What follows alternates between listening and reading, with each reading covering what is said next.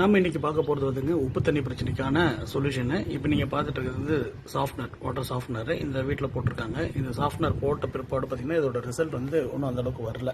என்னென்னு கேட்டிங்கன்னா இதோட ஹார்ட்னஸும் டிடிஎஸும் ரொம்ப அதிகம், அதனால் இதில் ஒர்க் ஆகலை அப்படின்னு சொல்லிட்டு இப்போ என்ன பண்ணியிருக்காங்க அப்படின்னா இங்கே ஸ்கேல் ஹார்பர் அப்படின்னு சொல்லக்கூடிய ஒரு ப்ராடக்ட்டை இன்ஸ்டால் பண்ணியிருக்காங்க. இது ஒரு நியூ சிஸ்டம்ங்க.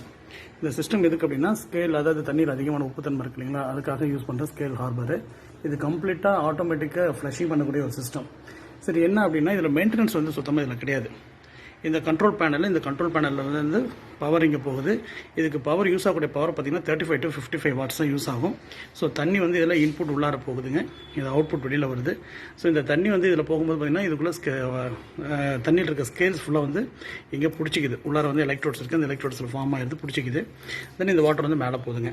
ஸோ இந்த பிடிச்சிருக்கிற இந்த ஸ்லட்ஜ் இருக்கு இல்லைங்களா, தண்ணியில் எலக்ட்ரோட்ஸில் பிடிச்சிருக்கிற ஸ்லட்ஜ் இருக்கு இல்லைங்களா, அது வந்து இந்த ஆட்டோமேட்டிக் ஃப்ளஷ் மூலமாக இந்த ஃப்ளஷ் பண்ணி விட்டுறது. எவ்ரி 4 hours ஒன்ஸ் வந்து பார்த்திங்கன்னா இந்த ஃப்ளஷர் என்ன பண்ணுறதுன்னா ஃப்ளஷ் பண்ணி விட்டுறது.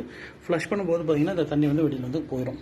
ஸோ எவ்வளோ தண்ணி வெளியில் போகும் பார்த்திங்கன்னா அந்த ஃப்ளஷிங்க்கு வந்து பார்த்திங்கன்னா ஒரு 5 to 6 minutes அதிகமாக ஆகும் ஃப்ளஷிங்க்கு. அந்த தண்ணி மட்டும் தான் வேஸ்ட் ஆகும். ஸோ அதுக்குள்ளே இருக்கிறது போயிடுது. ஸோ இந்த வாட்டர் வந்து பார்த்திங்கன்னா அப்படியே டேரெக்டாக டேங்க்கு கொடுத்துட்றாங்க, லைனில் போகுதுங்க. ஏன்னா இது வாட்டர் சாஃப்ட்வேர் போட்டுமே உங்களுக்கு ரிசல்ட் வராதவங்களுக்கு வந்து இந்த ஸ்கேல் ஹார்பர் வந்து ரொம்ப யூஸ்ஃபுல்லாக இருக்கும். ரெண்டாவது இதோட காஸ்ட் ரொம்ப ரொம்ப கம்மியாக இருக்கும். மூணாவது இதுக்கு ஒரு மெயின்டெனன்ஸ் கிடையாது, உப்பு போடணும் அப்படின்ற மாதிரிலாம் இல்லை.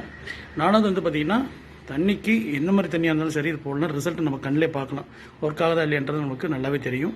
இதை பற்றின ஃபுல் டீட்டெயில் வேணும்னா கீழே இருக்க டிஸ்கிரிப்ஷனில் பாருங்கள். தேங்க்யூ.